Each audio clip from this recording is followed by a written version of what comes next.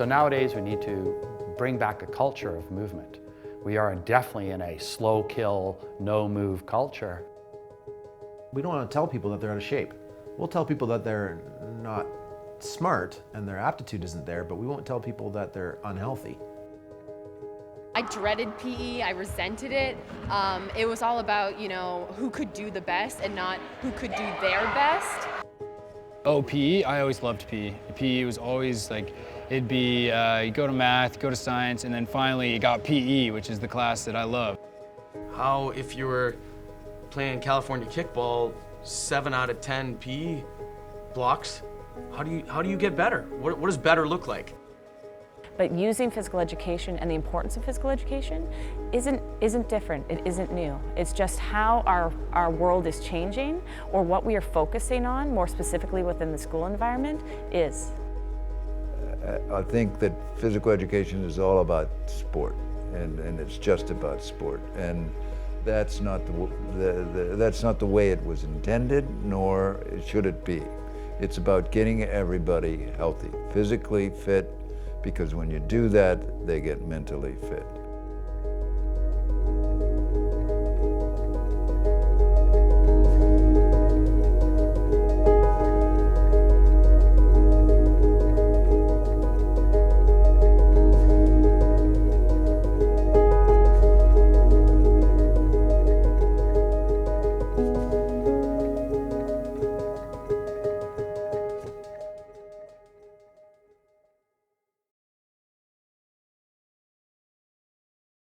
I have no problem with you if you're a fat adult. You earned it. Go ahead.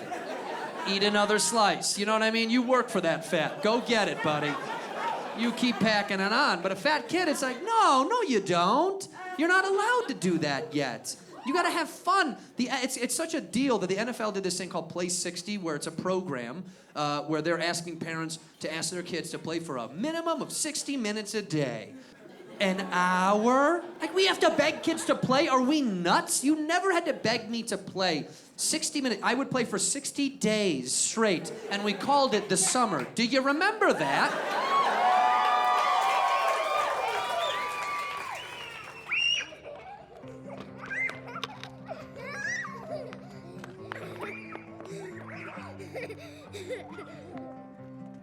A bird's-eye view of any school playground reveals the same general impressions. Children at play, eagerness for action, boundless energy. The extent to which play contributes to the maximum development of children depends on environmental factors of time, space, tools, guidance. What kind of play experiences are important for children? What opportunities do they need? Folks, we're gonna zone it in on 5, 4, 3, 2, 1. Shh. We're gonna do a warm-up game, group game of fitness bingo. I'll explain how that works. As you'll notice, there's already 4 slotted in the corners with pennies in them. There's gonna be 4 teams. Each of you will be wearing a penny corresponding to the color. I'll explain more of that as we go. You'll hear it in every generation. The younger generation is so different. But I truly believe in the physical realm, definitely. There are many challenges in today's world that didn't exist 10, 15, 20 years ago. And we know for a variety of reasons that kids are not as active as they used to be. The challenges we have is how do we try and connect and engage, effectively engage all of these students so that they feel that they are welcomed, it is a safe environment for them to learn and participate in, versus showing up at a young age thinking and perceiving themselves not to be good at gym class, not to be good at sports, not to be good at movement. And we see this at young ages like grade 3, 4. To begin, we're gonna stand up and space yourself out in this half of the gym. I want you to pretend that you're standing on a big bowl of soup and you're gonna stir the leg counterclockwise, or stir the soup counterclockwise with your leg 10 times. But I do hear a lot of stories about similar things where people pull out the ball and here go play. And I'm all for allowing kids to have some free time and play time and choice time, just to be active and to be kids. But if that's the essence of the program, it's really disengaging for kids. Those kids aren't learning about themselves in a physical realm. In fact, anything around physical or health, they tend to detach from it and kind of think of it as a negative, which is complete opposite of what I believe any physical educator would ever want for their students. All right, so in a second I'm going to separate you into 4 groups. This is going to be the fitness bingo. I dreaded PE, I resented it. It was all about, you know, who could do the best and not who could do their best. And so it was all about, you know, you either were the shining star or you weren't anybody. So I always like resented that because I wasn't the most physically adept person. And so I resented like the entire mindset of the PE class and how the PE class was set out and organized. Everyone stop talking. Shh. Need you paying attention? As I've mentioned, everybody on the team stays in the cones with the exception of the person doing the activity. Are you ready? Get set, go! In the gymnasium, children are encouraged to participate in a variety of activities for the development of these movement principles. Physical education programs are conducted regularly with the development of efficient, effective, and expressive movement patterns as a major objective. Which one are you doing there, Gladwin? 20 jumping jacks, okay.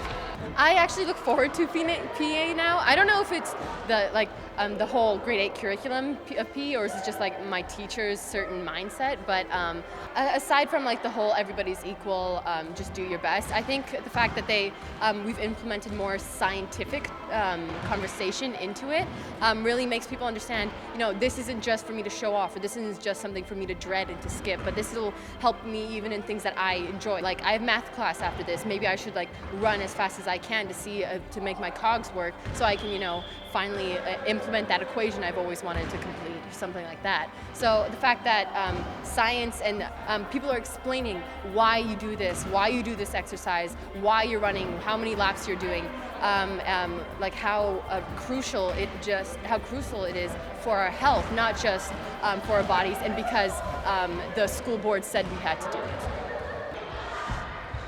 What do you want to learn? 20 body weight. Okay. Movement is the language of action. Movement is basic to every action we perform, whether we are children on the playground or adults in a work situation. I'm holding it beside me, and I'm going to let go. And oh, she got that.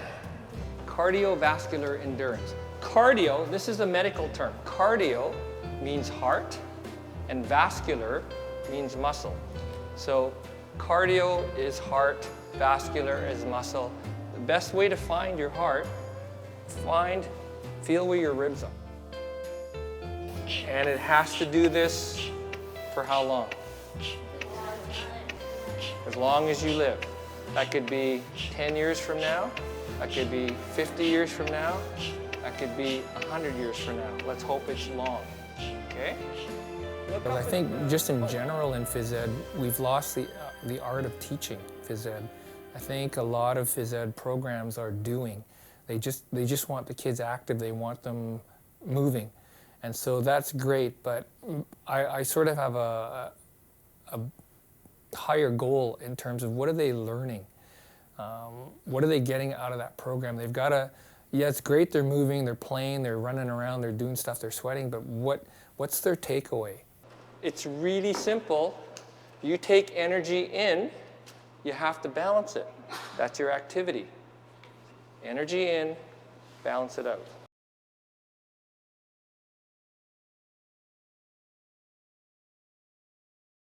Obesity in Canada has been on a straight rise since 1972. Whether you're a Conservative government in blue or a Liberal government in red, it doesn't matter. Nobody's made a dent in that.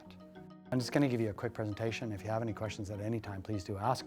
As you see the presentation, you'll get an idea of who I am and what I do, so you have a little bit better perspective of that. Dean Creelars, and I'm a professor at the University of Manitoba for 29 years now, and I've been teaching in physiotherapy and graduate programs, multiple graduate programs in multiple sectors at the university for that period of time. Physical activity levels are so low, you already know this. For children under the age of 12, 48% of boys meet that level and 34% of girls. There is no reason why girls are less active than boys at that age. There's no sex difference at that age. And that's a crime. Physical literacy has taught us why that happens. Our bodies exist for a reason of hunter-gathering and even human sexuality. we want to mate, we want to reproduce, we want to feed ourselves to subsist. Ultimately, all creatures have the mechanisms of movement, and the mechanisms of movements allow you to exist. Once the conveniences of society, the mechanized world really started around the 1900s. And that mechanization was, we got a car, we got combines, we weren't using thrashing ourselves. And really, this has been a slow, insidious shift. And the word insidious is my new favorite word, and it means that something's changing very slowly, but harmfully. And then you don't really realize that it's happening. In the early 1900s, we realized that people couldn't read and write, and we said, let's get on with that. And for 100 years now, we've been making people read and write, and that helps society for sure. We're knowledgeable. We're the most knowledgeable society on the face of the planet. But the problem with that is we've forgotten about movement. All the knowledge has created conveniences of no movement, watching things and being spectators rather than participants. We don't have to hunt or gather anymore. We don't have the necessity to move anymore, and that's where the problem has become. You're going to log roll all the way to him. Ready, go. Log roll, log roll, log roll, log roll, log roll, log roll, log roll, log roll. And stop. You can throw to each other. Watch this. Right? Just everybody just pass our colors to everybody. Pass our colors. Yeah. Pass your colors. What's your first name? There we go. You keep so you guys make a show, okay? Make a show. That's it. Here. And let's pass it around. That's the attitude. Make a show. There we go. And pass them down. Toss them. That's right. And go all the way around and throw it back. Keep going. Keep going. Throw it around. That's it. Get them going. Oh, keep going that way. Keep going that way. And toss it back. There you go, Clayton. Come on. There you go. That's the attitude. Here you go.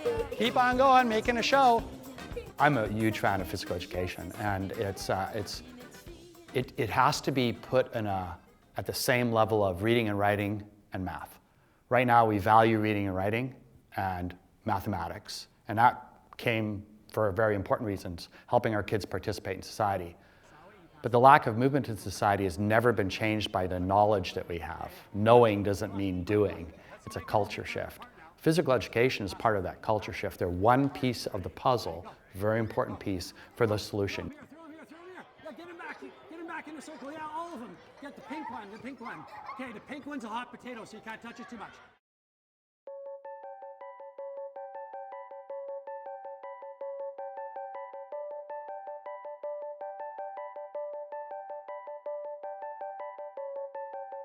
That was a great thing about elementary school, is that everybody did PE and everybody was part of it. And I had a good experience with teachers who really encouraged kids to participate. And so it was taught me about inclusion and the importance of inclusion and diversity. I think now what you hear is everybody is supposed to get an A in PE, regardless of how well you do or even how hard you try. And while it seems okay to differentiate in other subjects, for some reason, there seems to be concession when it comes to PE, and it wasn't like that. They don't know how they get an A or what a great mark looks like, because if you were playing California kickball, 7 out of 10 PE blocks, how do you get better? What does better look like? We talk about kids who excel in math and then kids who don't excel in math. Well, if they don't excel in math, what do? We send them to a math tutor.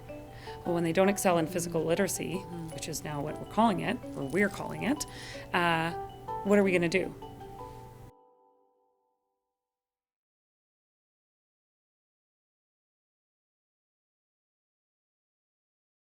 I'm a PE specialist, physical education specialist. I think a lot what it would be like if someone said to me, okay, you have like 25 hours, you need to learn every single musical instrument and then go teach music. I would be very, very intimidated and very scared to take that leap. So the more that we can support our generalist teachers and our people that don't have a background in being active, then the more they become more confident, the more they become more competent and are willing to take that risk and to get kids to be active without fearing that they're going to do something wrong or make a mistake.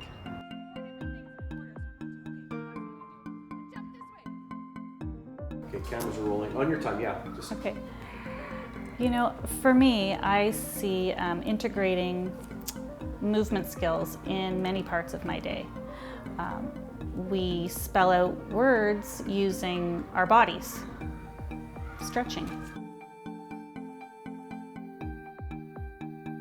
Jumping jacks to spell out the syllables of words. movement is pervasive through our whole day, and so why not take advantage of it? You don't need equipment to incorporate it into other areas of study. I was really, I was a sporty person, so I played all the sports. So when I went through my undergrad back in Ontario, I was going to be that teacher slash coach. That's what I was going to be. And it was going to be PE because I loved sports. And that's where I was really opened to different types of teaching of physical education, and that there are many different types of students in our classroom environment. So what type of student would you have been in that phys ed class? Adele, you said, you know, you're the studious ones that like to get your beans out, but what were you, Dan? You're talking to me and I am passionate about physical education. That's my thing. My name is Joanna Shepard. I'm an associate professor at the University of the Fraser Valley, but more importantly, I'm a pedagogy specialist in the area of physical education. So my PhD really entailed going over curriculum more specifically to physical education. Within my own teaching and what I see within the world, and from a parent's perspective, we need to keep on working on really looking at physical literacy. But what I'm seeing is a cutback in the importance of physical education and the importance of getting our children moving within the school environment. I have colleagues in math, I have colleagues in history, I have colleagues in drama and art and music. All of our passions are needed within the school system, but they only have so much time. I think that's one of the things that we are always fighting against, is what gets to go first, what gets to go second. But just appreciating and understanding that there has to be a place for all of these areas, that it's not just in one silo. It's not just after school. It's not just in a sports club or dance team or cheerleading, that we need to work together to talk about physical activity, to teach about physical activity.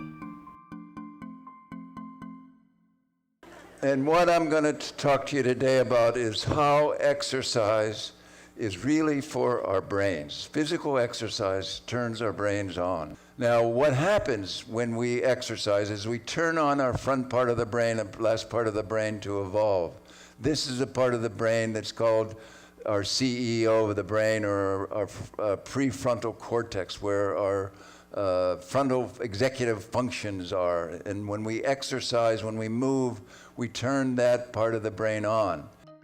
I'm a psychiatrist at Harvard Medical School, and I've been there for 40 years or so. And I've become passionate about wellness and overall well-being, health and well-being in the past 15 years or so, because it grew out of knowing that exercise, for instance, is a great antidepressant and a great anti-anxiety agent, but also important to have our attention system working at its best.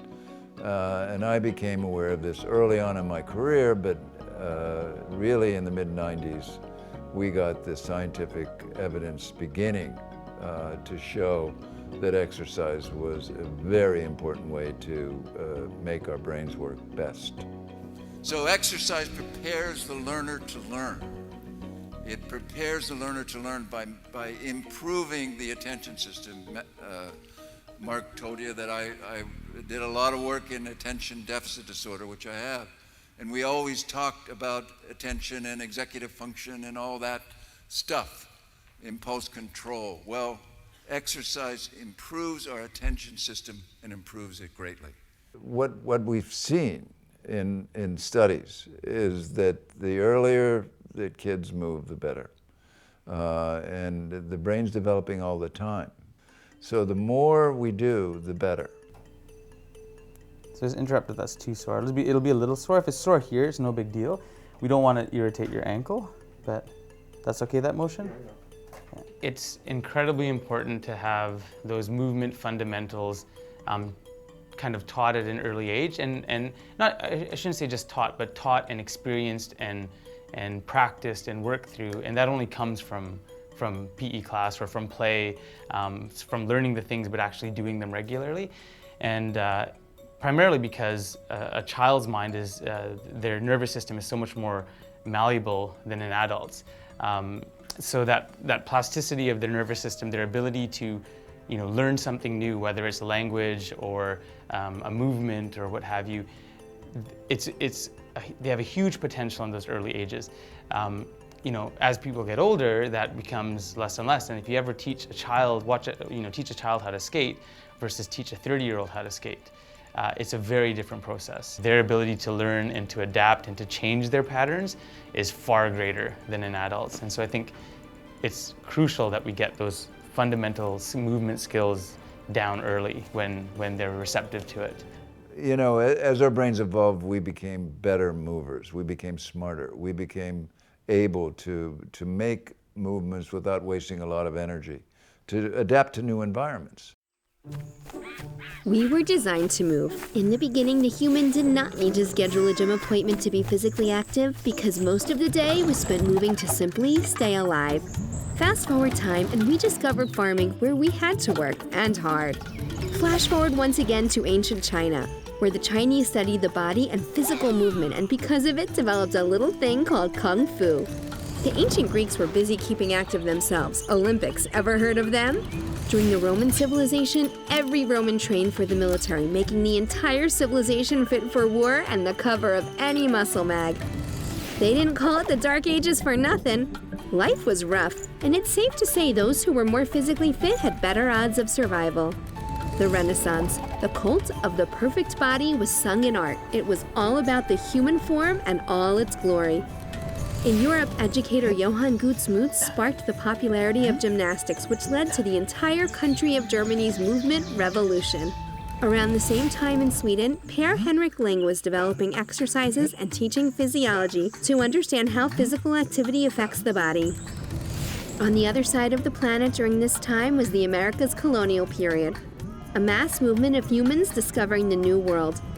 Fast forward once again to the 20th century, U.S. Presidents Theodore Roosevelt, Eisenhower, and JFK encouraged all Americans to be more physically active through their various programs. We've been moving our whole existence, and because of it, our brains even got smarter. You don't survive this long without solving a problem or two along the way. Which brings us to today. This is what we're going to do this time. When I say go, you're going to run as fast as you can and pick up a card. When you get the card, though, as soon as you get the card, it's going to turn you into a slow-motion superhero. So then on the way back, you have to run or fly something in slow motion back to the center circle. So fast, super fast speed to get a car, and then slow motion on the way back. Ready, go! I started out just teaching at high school, right? And so you kind of have that grade 9 where sometimes it's a struggle to get kids active for all kinds of different reasons. And going back and teaching more in elementary schools this last year, you find this excitement and this motivation, this want to just move your body and play and be active. And then at some point that changes. The PE experience is changing, and I think our clients, being our students, is changing. And I think we have to try and meet the needs of that. And it's looking creatively at the programs that we're offering. Trying out different things and realizing that what kids are doing now to engage in physical activity is different than what it was before. Here on the playground, children are engaging in their own choice of activity, moving as they will and enjoying their own movement patterns.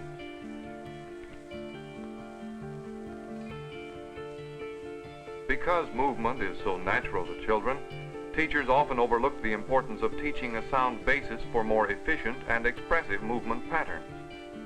Such a basis can be provided by helping each child develop an awareness and understanding of how he moves, where he moves in space, and what his body can do.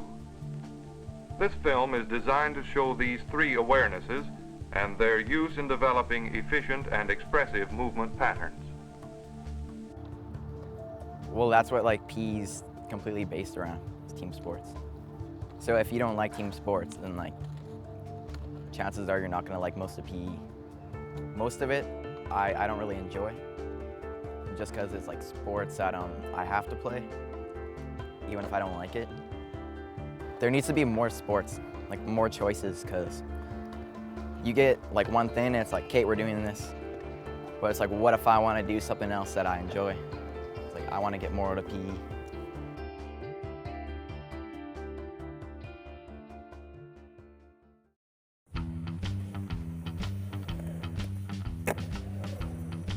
like these are the kids in PE that don't enjoy it because like they're so used to skateboarding and like doing things on their own because it is like an independent sport.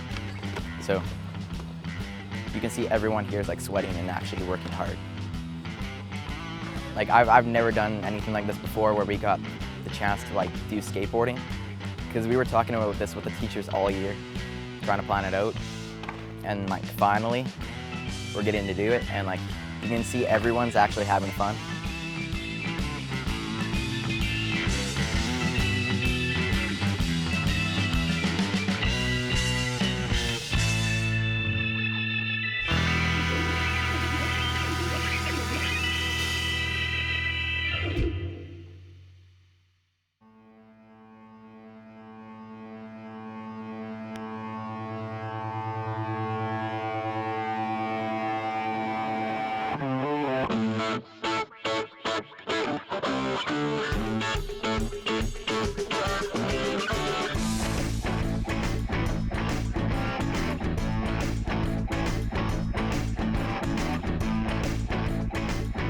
I never really had the passion for the sports as like all my friends did and everybody else in the PE class. I still enjoyed it, but it just wasn't meant for me, and I think that we're kind of like pushed me back in like the fitness world and seeing that like, oh, if my body can't do this, if I'm not meant for this, and I'm not good at sports, I'm never going to be fit, I'm never going to be active. But like now growing up and seeing that there's other ways to pursue that, and there's other ways to achieve total body fitness. It doesn't have to be like that. So I find, I don't know, my PE career in high school wasn't the greatest, but I found other ways to be active, and now I'm enjoying it through Superfit and the other courses that my school has to offer for fitness now.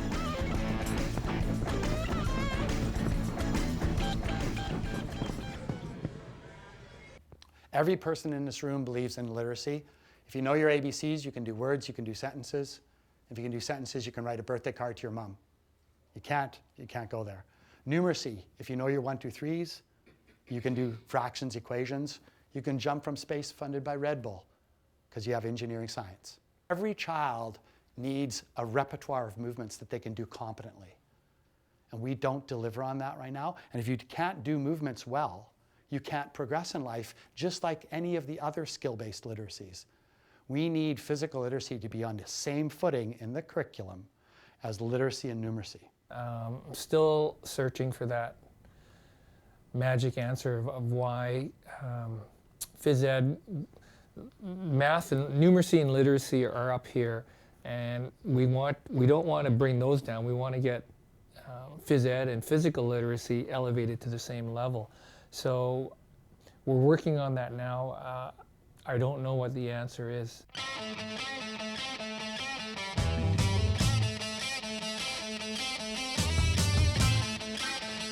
Founder of Innovative Fitness, which is a one-on-one personal training company 2 decades ago, and basically came in and tried to exert a positive disruption on the personal training industry, take it from being the celebrity trainer and buying a friend to let's move towards some results. Very quantitative based in what we do.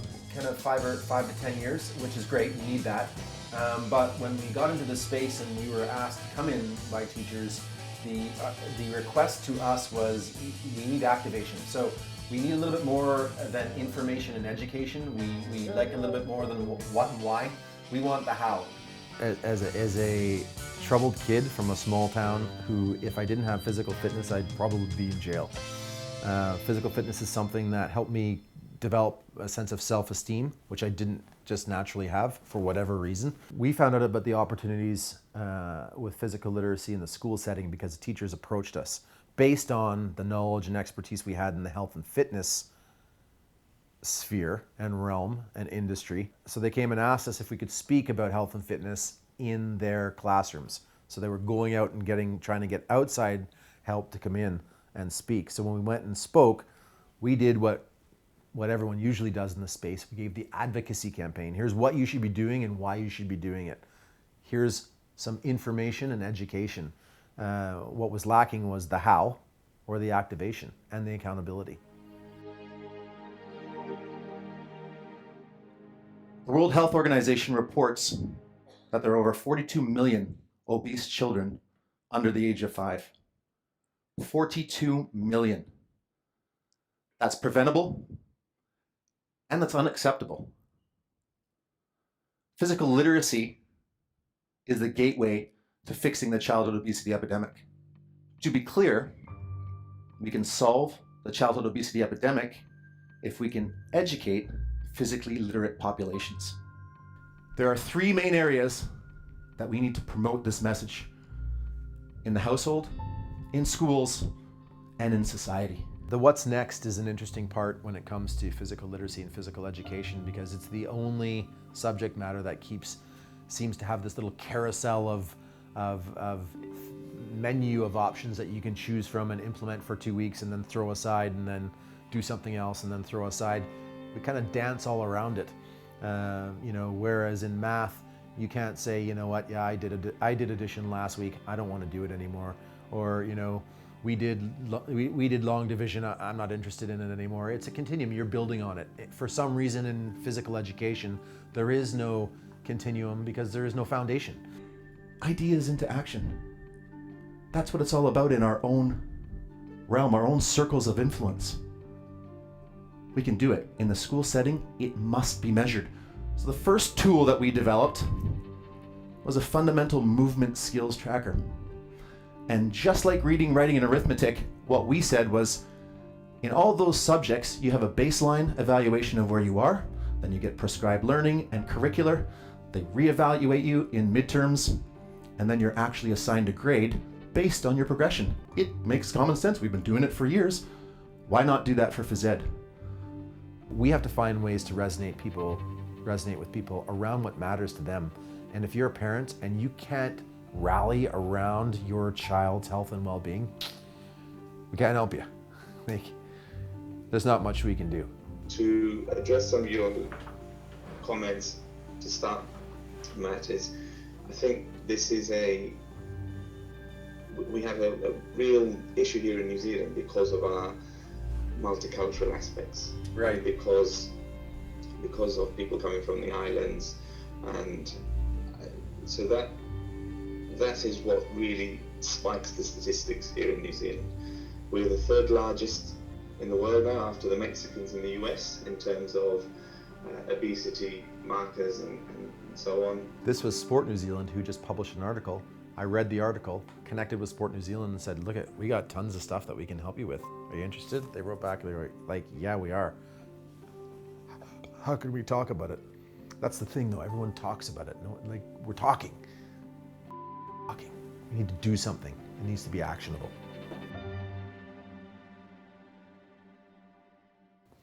No matter how many sidewalks we build, no matter how many parks we construct, no matter how we urge people to eat well and exercise regularly, it simply won't happen unless they have the ability, the movement competence, the confidence to move, and a desire or motivation to move. And that's what our physical education system does. It builds ability, competence, and desire. The role of PE, it's not a separate entity. It's not a separate thing where you learn between 2 and 3 o'clock. It's a facilitator. It's a facilitator of learning. It creates the platform. It sets the stage for teachers to really help enhance student learning. And without it, we know the studies show us is that learning will not occur at the same rates as those where kids are very active on a regular basis. I think one of the biggest things that we can do when we are promoting physical literacy is look at it from this point of view. And this is a point of view that many specialists around Canada and the world have really embraced, that physical literacy is a journey. It is a journey for our children. And this journey doesn't end at grade 3. It doesn't end at graduation at grade 8. It doesn't end at grade 12 when they're off and they're starting their own adventures. It is their whole life. Why is it important to me? Because I have a 4-year-old niece. I have a 4-year-old niece who cannot be still. She needs to run around, jump, move in different ways, balance, play in the park, go swimming, try skating. She wants to be active. I am terrified that when she gets into the school system, she will be sitting and she will lose that passion to move. I'm going to stop there because I think I've set you up, and I'm really interested in seeing what have lots of suggestions, but I'm interested to see how you buy into this and what you see into your future and what you'd like to do with it. One of the biggest questions that we need to ask ourselves is, what are we doing? What are we actually doing that's bringing reform to the group that needs it the most, which is the kids? Because the kids don't know any better. They're not immersed in politics. They have no idea about costs or anything. They're just waiting for us to show them how to play. And at the end of the day, we get caught up in our own focus, our own agendas, our own mandates and mission. But really, it's about the kids. The kids are waiting for us to come up with a solution. We have seen some suggestions for providing best use of activity time. Select games carefully in order to permit a high amount of purposeful activity.